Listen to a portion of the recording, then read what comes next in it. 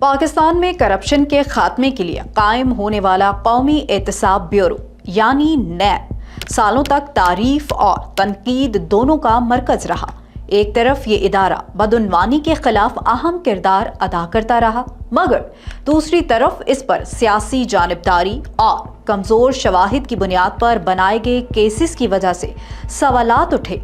कई बड़े केसेस अदालतों में साबित ना हो सके, जिसने एहतसाब के निज़ाम पर एतमाद को मुतासर किया। इसी सूरत हाल ने 2022 में बड़ी कानून साजी की राह हमवार की। नेशनल अकाउंटेबिलिटी तरमीम एक्ट के जरिए नैब के इख्तियारात महदूद किए गए। अब टैक्स मामलात, काबीना या रेगुलेटरी इदारों के पॉलिसी फैसले और इंतजामी नोयत के अमूर नैब के दायरे इख्तियार में शामिल नहीं। बदउनवानी तब ही कहलाएगी जब माली फायदे के वाज़े शवाहिद मौजूद हों, और नैब अब सिर्फ ऐसे केसेस की तहकीकात करेगा जिनमें माली हजम 50 करोड़ रुपए से ज्यादा हो। मकसद नैब की तवज्जो बड़े और हकीकी माली स्कैंडल्स पर मरकूज करना था। इदारे के अंदर भी स्ट्रक्चरल इस्लाहात की गई। मरकजी कंप्लेंट सेल कायम हुआ, रीजनल ब्यूरोज में शिकायती सेल बने और झूठी दरख्वास्तों को रोकने के लिए हलफनामा और सबूत लाजमी करार पाए। मुल्जिम के बजाय मुद्दा अलैह की इस्लाह अपनाई गई ताकि मुकदमा साबित होने तक शनाख्त मुतासिर ना हो। पार्लियामेंट, ब्यूरोक्रेसी और कारोबारी तबके के लिए अलहदा फिजिबिलिटी सेल्स कायम किए गए ताकि एहतसाब की कार्रवाइयाँ हुकूमती काम और कारोबारी माहौल को गैर ज़रूरी दबाव का शिकार ना करें। इदारे के अंदरूनी एहतसाब को मजबूत बनाने के लिए इंटरनल मॉनिटरिंग सेल और अवामी समाअतों का निज़ाम शुरू हुआ। टेक्नोलॉजी नैब की इस्लाहात का बुनियादी सतून बनी।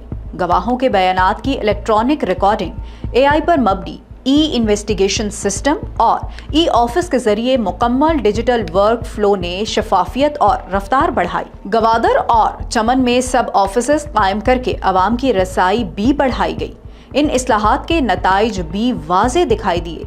शिकायात 2348 से कम होकर 1639 रह गई और जांच के बाद सिर्फ 20 केसेस ही तफ्तीश के काबिल पाए गए, जो इस बात का सबूत है कि इदारा अब सिर्फ ठोस शवाहिद वाले मामलात आगे बढ़ाता है। लैंड डायरेक्टरेट के जरिए 4.53 मिलियन एकड़ यानी तकरीबन 8000 अरब मालियत की सरकारी जमीन महफूज की गई। हाउसिंग और प्यूरीज फ्रॉड में मुतासरा शहरियों को 124.86 अरब रुपए वापस किए गए, जबकि मनी लॉन्ड्रिंग के 21 बड़े केसेस में 118 अरब रुपए के गैर कानूनी असासे बेनकाब हुए। नैब ने अपने 23 साला सफर में फरवरी 2023 तक 883 अरब रुपए रिकवर किए, जबकि मार्च 2023 से अक्टूबर 2025 तक 8397 अरब रुपए की तारीखी रिकवरीज की, जिससे मजमूई वसूल 9.28 ट्रिलियन रुपए तक पहुंच गई। हैरत अंगेज तौर पर